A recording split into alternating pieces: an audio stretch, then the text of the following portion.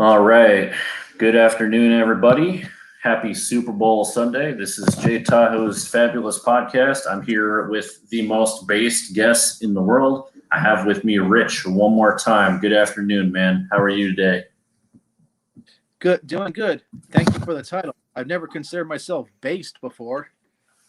I mean, people. The feedback I got from the last one from a couple of people is that you were pretty based. Some people disagreed, but that's the feedback I got from some people. So Well, I'm honored to have that title.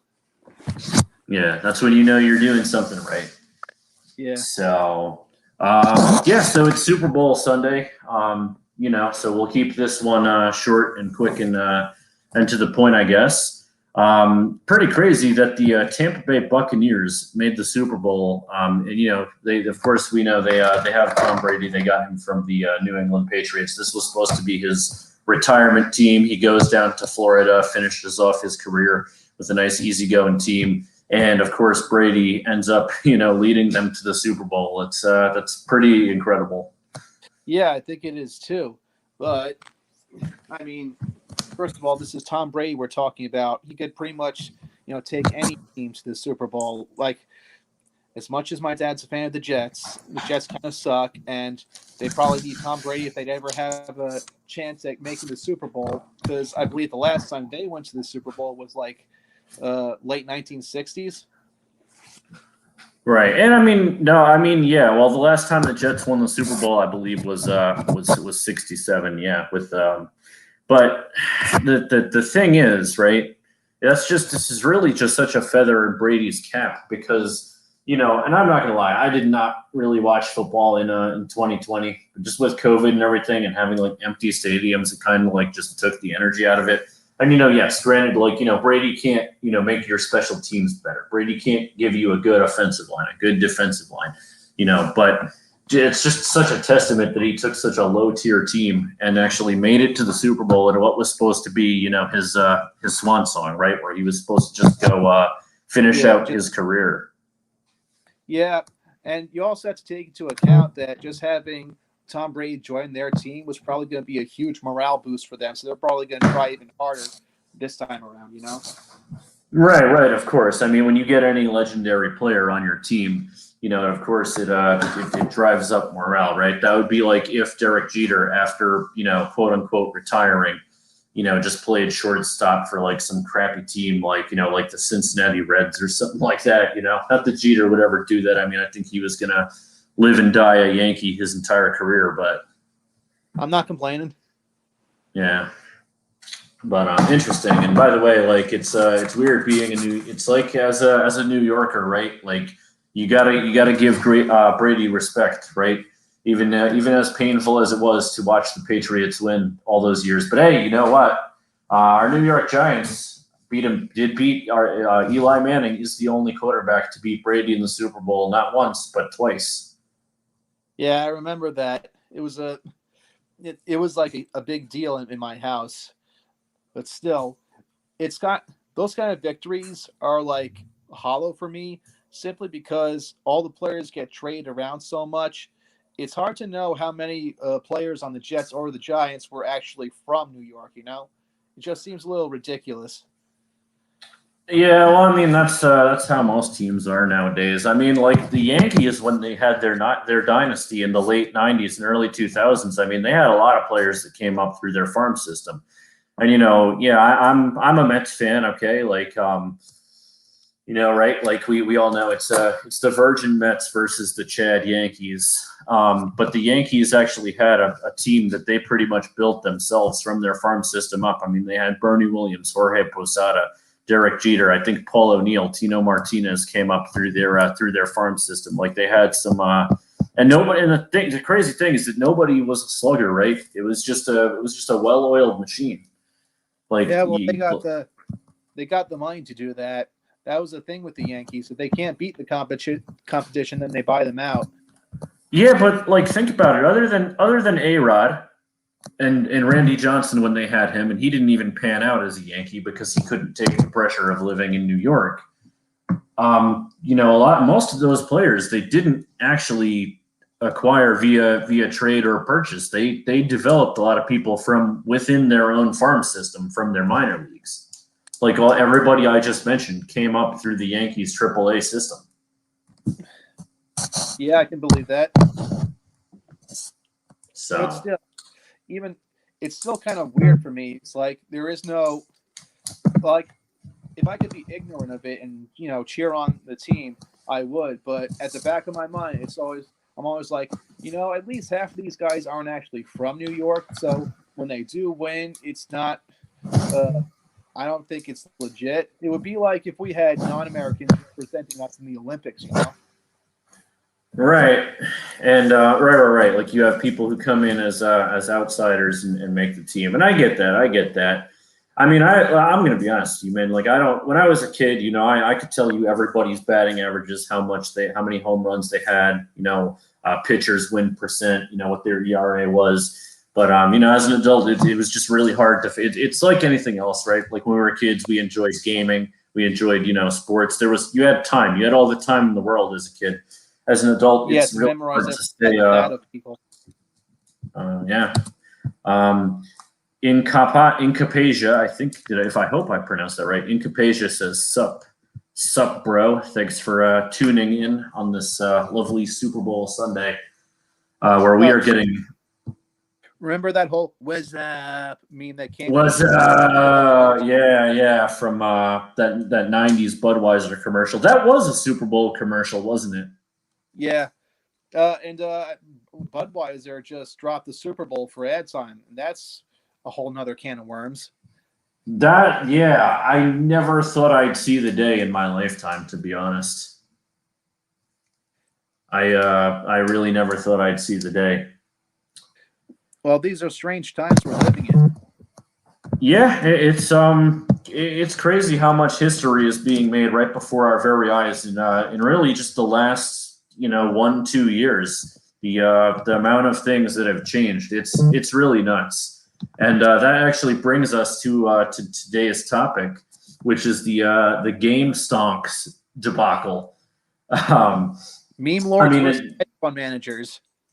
Yeah, right. It's a meme lord, living in his basement, taking on the big guys. Who will win in this battle royale? And then they pull a full Rocky Balboa on us, where the underdog comes out on top, at least for a little while. They sure did. I gotta say, round one definitely went to the meme lords. Do you think we should talk about the specific circumstances that led to this meme lord victory in the first place? Well, yeah, I do think that we should go into that, but I want to just call out the historical significance of what we saw. I mean, you had Wall Street executives coming on CNN, right? It's coming on Fox News, coming on both left and right news outlets, and saying that this is really unprecedented, and this is going to be a game changer. I think that we will see movies and books about what happened, last week in the years to come. We kind of sort of got a taste of that. Like, I believe there was this early '90s movie called The Long Short, The Big Short. Did you ever Wasn't it called? I haven't seen it. I've heard about it. I believe it was called The Big Short. Oh, that might have been it. I might have been mistaking it. But yeah, it was kind of not directly, but tangentially related to short selling on Wall Street. So you could say it's kind of a precursor to what's going on right now. I mean, any kind of selling that I do is short selling because I am a manlet. But yeah, it's right. I actually follow a YouTuber he's called Legal Eagle. Have you ever seen any of his content? Does he talk about the various kinds of legal speak that goes on in shows, and he dissects whether or not it's accurate or not to the legal profession? Yeah, exactly. Well, he breaks down movies and pop culture entertainment, and he talks about he has a whole series called How Many Crimes Were Committed in Home Alone, and he basically talks about how by the end of it he's like Kevin McAllister's parents would have been charged with negligence, but also all the crimes that Kevin McAllister committed throughout the movie, such as assault, attempted murder, and so forth. Well, I think like half of that could be explained by self-defense, wouldn't it? Those burglars were trying to break into his house. Well, yes and no. And I mean, hey, listen, I'm not a legal expert, right? I can't give anybody legal advice because I'm not a barred attorney. But basically, the guy from Legal Eagle, his point was that no, that cannot be justified as self-defense because self-defense, right? You have to, and depending on what state you're in, they were in Illinois in the movie. But self-defense basically is last resort when you believe that your physical well-being or life is in danger.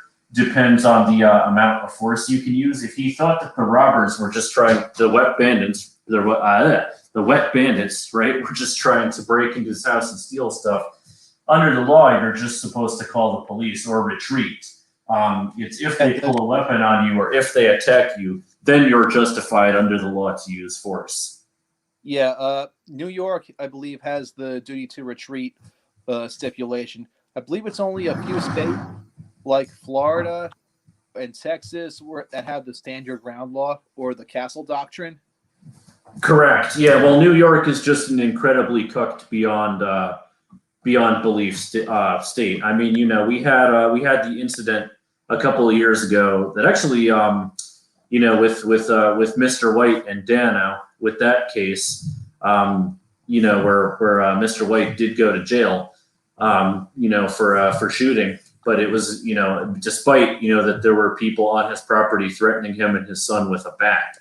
So, but he wasn't justified, I guess, even though, his life, he probably had good reason to believe his life was in danger. But this is New York we're talking about. Whereas had he been in Texas, and they were on his property with a weapon, aggressing towards him, he would have been in the clear. But because it was New York, he was convicted, although he was pardoned by Governor Patterson. Yeah, well, I mean, that's good at least. But I can't remember. Was that recorded at all? Like, did someone record that with their cell phone camera or anything like that he could use in court? No, it was a little, but there were witnesses, and this was, I believe, this happened in like 07 or 06.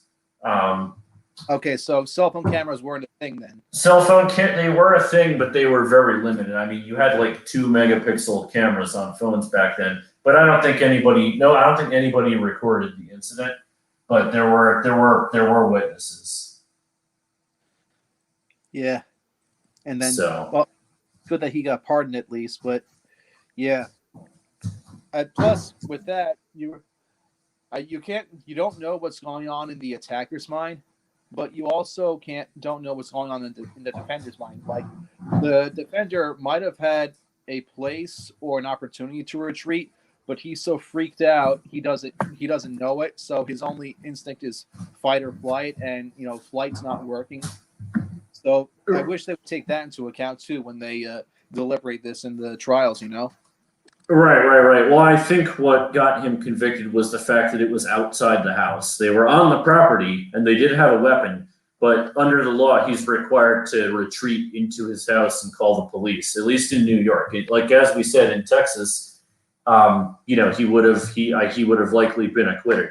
And keep in mind, I mean, it was witnesses. They had it was a couple of teenagers with bats, and they were screaming racial slurs at him and his family. So I think, there was definitely the intent to cause harm. Oh yeah, and he shot one of the kids, and then the father of that kid tried to sue him, right? Yeah, well, obviously they tried to. He was prosecuted for criminal charges. He was tried and convicted of murder because they said that it was premeditated, and apparently, his wife was egging him on. We weren't there, but there were a number of factors. I mean, on paper, in New York, he did break the law.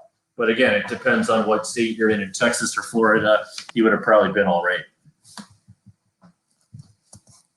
Yeah. And that's a whole topic for another day. I don't want to go too off topic here from the Gamestonks, so let's try to get back on track. But Legal Eagle is that YouTube channel, which is actually awesome. By the way, definitely recommend everybody check that out because it's really interesting. The guy really does a thorough breakdown of movies and shows and talks about the legal accuracy and what crimes people have committed in them. Basically, Kevin McAllister's parents would be in prison the rest of their lives if Home Alone really happened. Yeah. I mean the child neglect alone. Yeah, I know. Well, I mean, to be fair, it's not like they deliberately left him home. From what I remember, they just kind of forgot about him.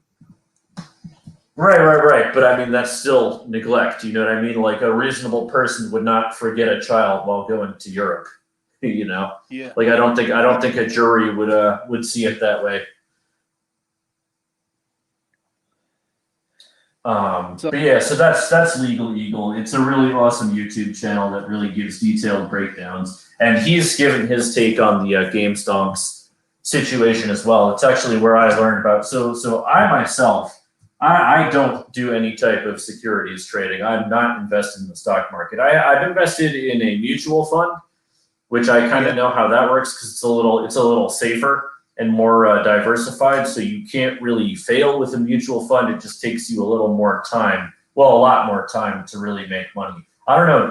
What do you do? Do you invest at all? Do you trade? Nothing with stocks or mutual funds. I do have a 401k, and that's just like a fire and forget thing. I just gotta check up on it once in a while. There's no like real fluctuations in the market or anything that I got to worry about. It's just putting money away for when I'm old, Right. I have a 401k too.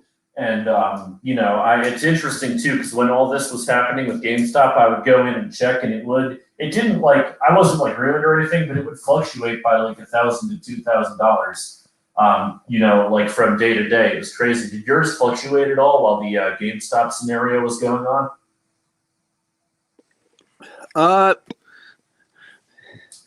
Okay, let's see. What's the timeline for this? I'd say that it fluctuated by a little, but nothing crazy. It kind of stabilized when all the hype around Gamestonks died out, even though, from what I can tell, the meme lords are still holding on to their stocks just because it'll cost the hedge fund guys more and more money. They're not selling it at all right now, I believe. Oh, they're holding them to the moon, baby. Yeah. Each day they do that, that's more, I guess, more millions and billions that the Wall Street hedge fund guys have got to, pay up for, right? And I have to say that my favorite part of this whole thing is that they're such trolls that they actually bought a billboard in New York City. And they made it scroll the stock symbol for GameStop, GME, and it kept scrolling and it said GME go. Did you see that? No, but it sounds hilarious though. Yeah, if it was me, I would have actually just put up that little character of the Wall Street Bets Reddit mascot. That blonde kid with the sunglasses. Yep. I would have just put that on the billboard. Had it like directly face Wall Street or something. I'm sure they'll get creative. I mean, it was the billboard itself was freaking hilarious. That had me rolling. Like the freaking hedge fund guys must have been raging at that one. Well, they just got a bloody nose from a bunch of meme lords. Of course they're embarrassed. Yep. So let's talk about actually a little bit about how this works, because I'm not going to lie to you. I don't really do any type of trading or anything. Like I said, I'm invested in a mutual fund, and and I have my 401k, which most people who have full-time employment have. But I didn't really understand like what some of this terminology meant, like shorting stocks and whatnot. And like you said, there's that movie, The Big Short, that kind of explains it. I mean, I understand how stocks work, right? You try to buy them when they're low, sell them when they're high, and you try to, predict, use it based on your knowledge of how companies operate, what their future prospects are. You try to invest when it's low, and you try to sell when it's high. Now, you can also do the opposite. This is what shorting is when you basically borrow stocks that you think are gonna plummet, like GameStop. I mean, I don't think anybody really has a reason to believe, that GameStop, which is a brick and mortar video game retailer, in 2020 when everything can be downloaded, would have a reason to just come back all of a sudden, right?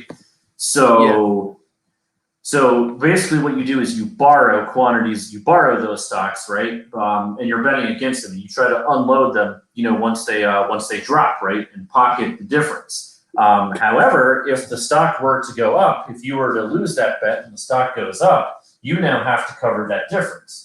So when GameStop started, I think what did it start at before this whole GameStop meme started? Wasn't it like $3 or something?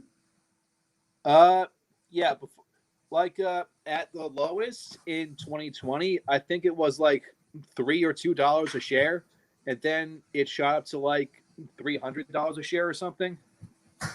Right. So if you're a hedge fund guy and you have a couple thousand or a million shares, right, at $3, and all of a sudden in a couple of days it goes up to 300, 400, you're kind of boned. Yeah, because now because now you're on the hook for that difference. Yeah, you've got to pay it off, and you're going to have to pay off more if the other guy refuses to sell. Which again, the meme lords are essentially doing. They're holding on to it as long as they can. Right. They're like John Mellencamp trying to hold on to 16. They're going to do it as long as they can. And they're like, hold on to GameStop as long as you can. Changes come around real soon, make the hedge fund guys broke. But yeah, so they actually they bankrupted a holding company called Melvin Capital. Did you hear about that? Melvin Capital was like one of the ones that had to request a bailout from not from the government, but I think from the other hedge funds, I believe. Yep. So they were basically they were broke because they had almost everything in holdings, right? Not in assets, which and then the memes started coming out like, well, have you tried budgeting? Have you tried investing? Yep. So they're always telling poor people to invest. Maybe they should do it now. Right. So, which they did, and it didn't work out well for the hedge fund guys. So it really, but I think what really, what we can really glean from all this is that it really just showed that Wall Street can be gamed. Is that the system can really be gamed, and the hedge fund guys were doing it for years. And now you have, you have the hedge fund guys, on the news saying, oh, we need more regulation now, and these people colluded. They gamed the market. This was collusion. They gamed the market. Well, it's like, what was that guy who came on TV right before Corona hit, and he started talking about how, oh, hell on earth is coming, guys. Toilet paper is going to run short. The hotel stocks are going to plummet. And then, of course, everybody panicked and sold all their stocks in like Marriott and Hilton. And then what does that guy do? He buys them all up when they're low. So they're saying, well, he manipulated the market. Why are we guilty of collusion? Why are we guilty of manipulating the market? Plus, he has the extra leverage of social engineering, considering he went on TV and he, said the sky was falling, so everyone else would panic. Well, he got to reap the rewards from that chaos. Right, and that's what the admin of Wall Street Bets was saying. How are we guilty of that when we don't even have, access to the mainstream media? It's because it's only guilty when the poor does it. That's how it works. Right, and it's the pride of the Wall Street guys. They just can't admit that they got bested by the peasants this time. Yeah. What's interesting? No one covered this angle before, but I find it interesting how this whole thing has basically given GameStop a new lease on life, and they're using it to change their business model to adapt to the future. Yeah, well, I mean, basically, millennials and Zoomers just bailed GameStop out. Yeah, even though GameStop has its own share of shady bullshit going on. Of course, of course. I mean, GameStop was running on a very dated business model. And hey, listen, I liked GameStop when I was a kid, but when you become a teenager, you kind of realize that their business model was, selling games back to paying people squat for games and then selling it back to people for a profit. Yeah, and then as we got older than that, it was how, you know, they give you pittance when you try to sell used games to them. Like I remember when you could like sell a game that's maybe 1 or 2 years old, and you'd get at least half the price back. So a $60 game would give you $30. But these days, like a game that's 2 months old, you get a whole armful of them. Try to sell them back, you get like 10, 10 cents at most. Right, right. I mean, yeah, it was something ridiculous like $2, $3, Yeah. like just yeah. But and then they'd go and sell that game for $30. That was their business model. Like it's like they didn't think anybody would catch on. So I don't know if you've seen that meme, but it was like it's like the Ninja Turtles, and it had GameStop as like Master Splinter, and the Ninja Turtles were little, and GameStop was Master Splinter, and the Millennials were the baby Ninja Turtles, and then in the second frame, it's Master Splinter walking with a cane, and the Ninja Turtles are big now, and then the Millennials were the big Ninja Turtle, and GameStop was the old decrepit Master Splinter. I never saw that one, but I thought it was a pretty cute meme. yeah. One of the more interesting things was GameStop has now actually hired a bunch of consultants from this company called Chewy. Basically, it's a online retailer that sells pet food and pet grooming supplies to dog owners and stuff like that. The reason why they hired those people, even though the two businesses aren't related, is just because they GameStop themselves are moving to a more online retail platform. They're shutting down their brick and mortar stuff, and they're trying to become like.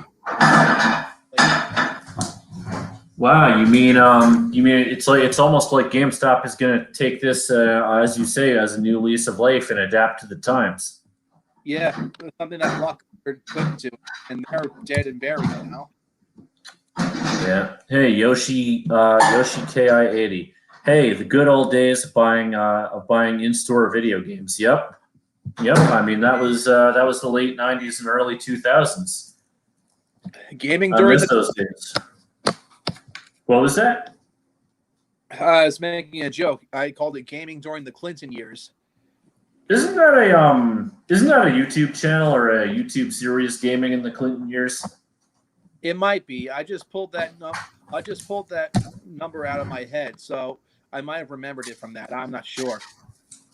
I mean, listen, I don't think anybody is denying that gaming was great during the Clinton years. That was kind of like a golden age, in my opinion. And I could just be biased because I'm a older millennial. But the '90s really was one of the best times for gaming. Yeah, I'd say so too. Simply because, well, they didn't have as much of the, of the bullshit that goes on today. What with the microtransactions and day one patches, stuff like that. Oh God, I hate that stuff. I hate that stuff so much. It's that to me was kind of like, and I mean I get it. As adults now, it's harder to find the time to become invested in gaming like we were as kids. I recently got a Nintendo Switch for my birthday, and actually Mary got me a GameCube for the sake of nostalgia for my birthday. And I was you know what game she also got me. Sonic Adventure 2 Battle for the Nintendo GameCube. Remember that game when we were in like 7th grade? Live and learn, hanging on the edge of tomorrow. Yep, yep. Such a classic, man. And you know what was really funny? What brought this about? What? So Mary and I she's got a upcoming math test. So we were studying for the math test, and it had like factoring and like and graphing and basic algebra, right? Like the stuff we were doing in seventh grade, and that got me thinking back to seventh grade when when you or me were in algebra together, and that was like that for some reason that got me on the track for that game. So she's like, oh, what do you want for Christmas? I was like, I think I could go for like like a GameCube and Sonic Adventure 2 Battle, because that was like the game that we were playing in seventh grade when we were learning like algebra. Like for some reason, doing algebra like just triggered that memory for me. Well, it happened around the same time. Like, I think that's pretty normal in terms of what the human brain does. Like, as much as we're straying into off topic, there is that whole trigger phenomenon where something unrelated, seemingly unrelated, can trigger memories of something else like that. Like, for example, I think it is. Like, you remember the pizza parties at school? Yeah, at elementary school. Yep, sure do. And how they play music, but the most popular song to play was "All Star" by Smash Mouth. Oh God, that's like the soundtrack of our childhood, man. That and Eminem, my name is. Because whenever I think of All Star, my mind immediately goes back to all the pizza parties back in grade school. So it's on that similar level of thought, You're right. My mind immediately goes to Shrek. That's where my mind goes. I mean, he is the ogre lord. Yeah. Well, the Virgin remembering All Star because of Shrek versus the Chad remembering All Star because of Mystery Men. Right. Here, let's look at some of the comments. Yoshi KI80. That was an awesome game when I finished it. Sonic Adventure 2 Battle. Yes, sir. I mean, that was definitely a memorable game from all of our childhoods. I think it was, there was Sonic Adventure 1 and Adventure 2 was on the Dreamcast, but it was when they ported them over to GameCube. I think that's when, those were really good. Those were really good ports. Well, I think because I don't know about you, but system overall, the Dreamcast couldn't really handle what was at the time really advanced graphics, but the graphics age like milk today. Well, here, look, Yoshi's comment. Sega died, unfortunately. Yeah, it was, and it really was. The world wasn't ready for the Dreamcast. It really wasn't ready for the Dreamcast. Was, if you recall, the Dreamcast had online capability. Only with a few games. I think you could play like Phantasy Star Online. Now I don't know about. I never had a Dreamcast because the thing was like ungodly expensive when it came out, if you recall. Yeah. But it had online play. The graphics were, it was a 128-bit system, but it was out when when the PlayStation and the N64 were still out. And I think the world really it came out. Sega did it too soon. If they would have released the Dreamcast during the time of PS2, Xbox, and GameCube, you cut out a little. I didn't hear what you said. No, I was just saying that if it was released during the Xbox and PlayStation era, then, it would have been a competitor, yeah. Yeah, that's what I'm thinking, because it just, like, people didn't really understand the use of it at the time and the price tag, and it didn't really have that many, other than the Sonic games, what noteworthy Dreamcast games were there? I mean, there was Space Channel 5 and there was Crazy Taxi, but those are the only ones that I can even name. So there was also Shenmue, the Shenmue series. It's basically like a precursor to the open world genre of today. Yeah. Hold on. Let me just go to these comments here. I heard because Sega USA and Sega Japan had too many disagreements. I had actually heard about that. I don't know much about it, but I heard that there was some disagreements between Sega USA and Sega Japan. Sega USA advised against doing Sega Saturn. Yeah, and I mean the Sega Saturn was a failure too. The only game I can even think of from Sega Saturn was Sonic CD. So you can't really rely on one franchise to carry your system. That's just not going to work. I mean, the PS1 and N64 just have such an expansive library of games that there's going to be a market for that no matter what. You can't just use Sonic to coast your console through. That's not going to work. Yeah. And and mind you, Sega was in the '90s. I mean, they were. I would say Sega had probably the most aggressive advertising campaign I'd ever seen. I mean, they used to blatantly. I don't know if you remember the commercials where they used to basically like just trash Nintendo. Yeah, Sega do what Nintendo don't, or something like that. Genesis does. Genesis does what Nintendo don't. You can't do this on Nintendo. Yeah. Like, they would basically just try to crap all over the Super Nintendo, which was actually kind of ironic because if we're being honest with ourselves here, the Super Nintendo was a blatantly superior product. But, Sega got creative. What do they call it? Blast processing or whatever? And they were the first to use, CDs, right? Or were they still using cartridges? Who, Sega? Yeah. Well, the Genesis had cartridges, and there were 3 versions of it. They released the Genesis 3 times for some weird reason. Now, there was a system called it wasn't really a system. It was an add-on for the Genesis called the 32X that bumped it from a 16-bit system up to a 32-bit, graphics and sound. But again, it was one of those things that nobody really bought, and it didn't sell well. And the only really noteworthy game was Knuckles Chaotix, which was a game that featured Knuckles the Echidna and actually Team Chaotix like Vector the Alligator, Charmy the Bee, and Espio. More obscure characters. He'll always be Knuckles the Enchilada to me. Yeah, well, that's because he's the big enchilada. But yeah, and actually, like, really the first mainstream system to use discs instead of cartridges was Sony PlayStation. And, I had an N64 growing up. I know you had a PlayStation, so we used to play N64 at my house, and we'd play PlayStation at your house. The only thing, each had their own unique, vantage points, right? Like yes, you could fit larger files onto those discs.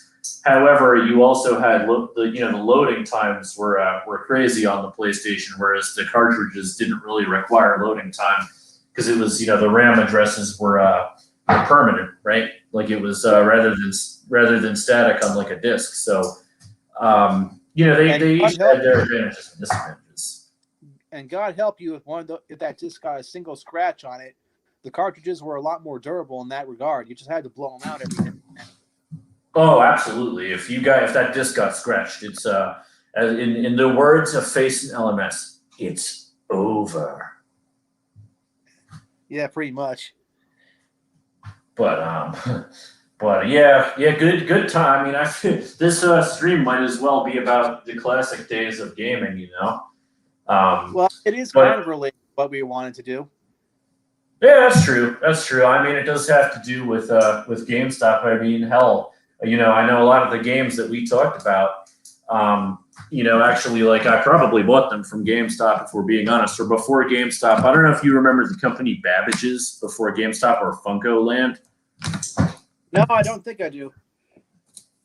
That's like what kind of became GameStop. There was a company called Funko Land that was a game store in the 90s. Look it up on YouTube. They actually have training videos from back then that are pretty funny.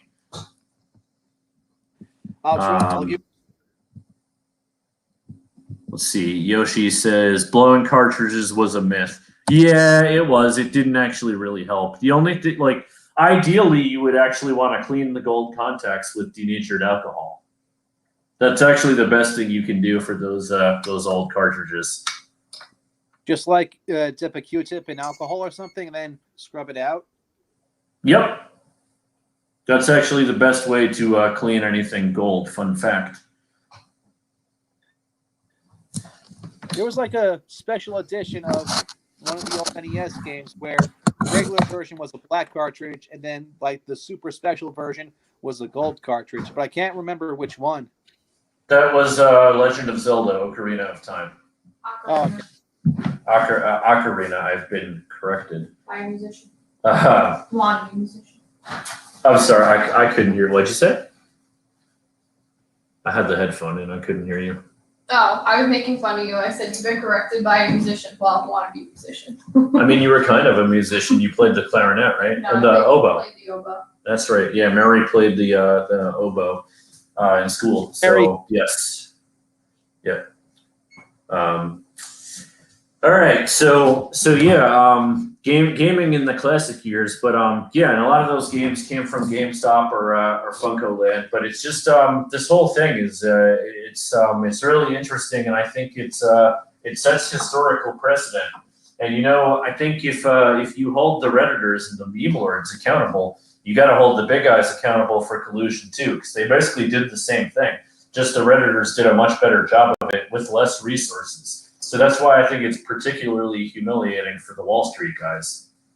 yeah, they were essentially beaten at their own game. It's like going into battle, right, with like tanks and and machine guns and being beaten by people on horseback with like spears and swords. Yeah, I mean, there's plenty of examples of that in history too. But, yeah, I mean, I guess that's true. There were militaries that were outmatched who ended up victorious. Yeah, like if you ever heard of the Winter War, it's basically the biggest meme war there ever was. Where yeah, Finland managed to hold off the Soviet Union despite having that large superpower literally on their border. Right. Yeah, it was like a David and Goliath situation. Even the Battle of Stalingrad, when you think about it, I mean, like the Nazis had such superior technology to the Russians, but if you think about it, they just gravely underestimated how ruthless Stalin was. Yeah, plus there was also the psychological factor too. You have to remember, Nazi doctrine stated that Slavs were subhuman. So all the Slavs who were fighting knew that if they gave up or if they surrendered, it meant extinction. So there was no surrendering in their minds. Right. Well, and I believe Stalin had people executed. What's funny is that I remember this quote from Call of Duty 2. I don't mean Call of Duty 2 like Modern Warfare 2. I mean legit OG Call of Duty 2. Yeah. I think Stalin actually was quoted as saying it takes more courage to retreat in the Red Army than it does to advance. Yeah, well, because of the whole shooting deserters thing. Yeah, like they would just execute you on sight if you tried to retreat. No. I mean, the Russians were brutal. They did scorched earth. They destroyed resources if they knew they were going to lose battles. They couldn't be captured. And then when Stalingrad came around, they piled up dead bodies as sandbags to avoid being shot. And they basically, starved the Germans out of ammo. They ran out of ammo. They ran out of fuel, and they also had women and children attacking as well. Yeah. The whole Night Witches thing. Special people, they think that basically that if the Nazis had done X or Y, then the Nazis would have won the war. But when you look at the details of history, it becomes pretty obvious as soon as the Second Front opens up that the Nazis were doomed. Basically, it was an issue. They were. When? No, in my opinion, the Nazis were one of the most deluded factions throughout history. They had people like Heinrich Himmler who believed in the occult, and that's what was guiding them. I mean, like if you think about it, like if you want to talk about, let me just look at this comment here: Russian style execution, bullet in the back of the head. Yep. But if you want to look about it, it's actually sort of similar. The Russia the World War II, the Germans, right, and the Wall Street guys, because the Germans were so deluded and thought they were so superior. But if you think about it, they were humiliated in many ways before even losing the war. I mean, just look at the 1936 Olympics with the whole Jesse Owens things. You had Hitler touting, "Oh, we're the master race, we're the master race," and then Jesse Owens schooled his entire team, and Hitler had to shake his hand on the Olympic stage. Yeah, it was kind of shitty how Hitler shook Jesse Owens' hand, but FDR completely snubbed him. FDR wouldn't, and he had to go in the back door to his own victory celebration when he returned home. Yeah. But still, he completely humiliated Hitler on a world stage, before the Russians had a chance to do so in battle. I actually think that the Russians were banned from the 1936 Olympics, if I remember correctly. Probably because as you say, didn't the Germans basically consider them subhuman?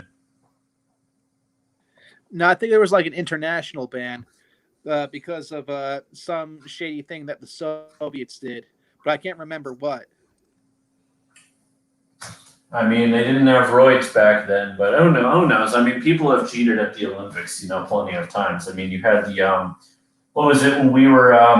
It was like the late 2000s, early 2010s when like I think when was it? Was it Brazil or Rio when the Chinese were basically like having 12-year-olds do gymnastics because they were more flexible? Do you remember that? I remember there was this big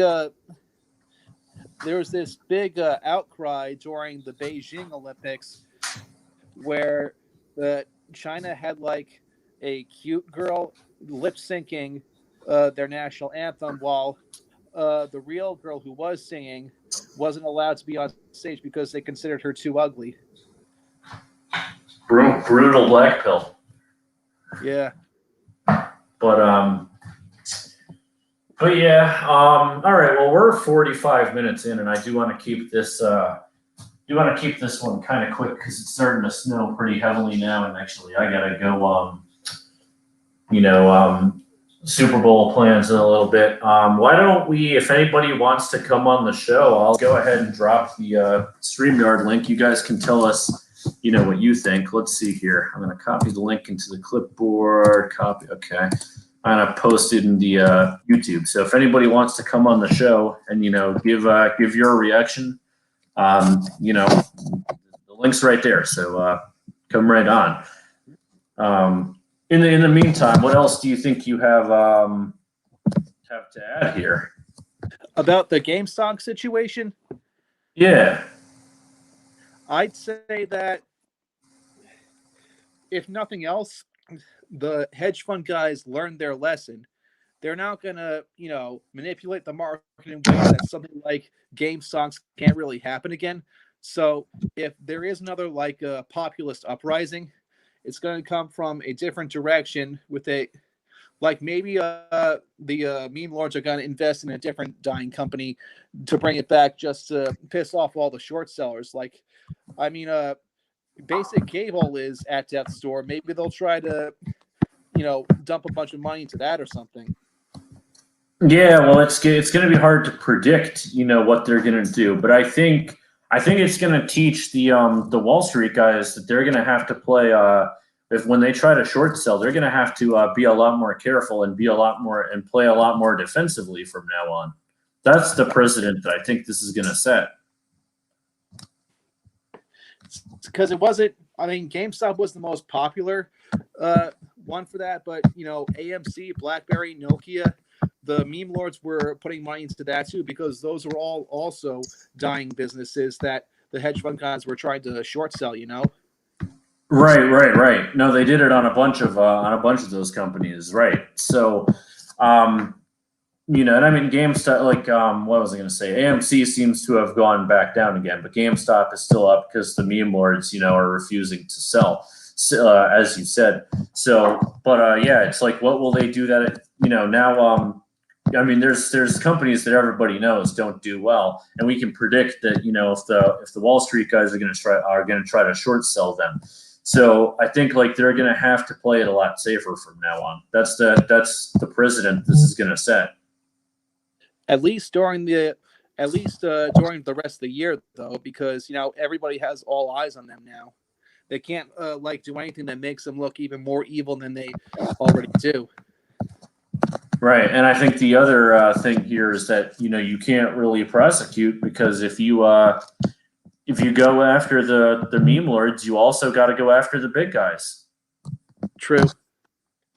And as Obama had demonstrated back in 2008, they are too big to fail, so they probably get bailed out.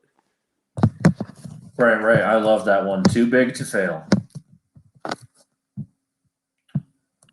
All right. Well, we're at almost an hour, so I'm gonna say if anybody wants to come on, the link is in the chat. Do so within the next minute or two, because if not, we are gonna be out of here. Man, because I mean, 2020 was a year of complete shit, no matter which way you look at it. And the whole Gamestonks thing, even though that happened in after that year, it was just like a silver lining for the whole thing. Right. I mean, it's still in times of uncertainty. That's why I was thinking about trying to like really learn how the market works and everything and buy in, but everybody's saying now is not the time. Now is not the time, and it's really volatile right now. So I think I'll just let things play out and kind of watch from afar. Yeah, assuming Robinhood lets us. You heard Right. Yeah, the class action suit against Robinhood. Yeah, and everyone's going about how ironic it is, considering how their app is literally named after a guy who stole from the rich and gave to the poor, while they're doing the complete opposite. Right. When they stopped the trading of GameStop, it became very apparent whose side they were on. Yeah, they could have very easily, though, if they had picked the other side, they could have easily become a lot richer and had their own stock shoot up because of them taking the side of the little guy, which would have arguably benefited them more in the long run than just doing what the hedge fund managers told them to do now. Right. So yeah, I mean it really exposed whose team that they were on. And I mean now there's a class action lawsuit against them because did they have a right to stop the selling? I mean, just because they were losing, that doesn't really give you the right to do that. So that's going to be interesting too. We'll see how those pan out in court too. Yeah, I'm still more interested to see in how GameStop is going to change now that they're slowly switching to an online retailer. They begin given a second lease on life, and they're doing what they can with it. You got to respect them for that. Yeah, no, absolutely. I mean, hey, listen, if you when you get a second chance, you take it, right? I mean, you capitalize on the situation, and they're very lucky that this happened because we all know that they were 1 foot in the grave already.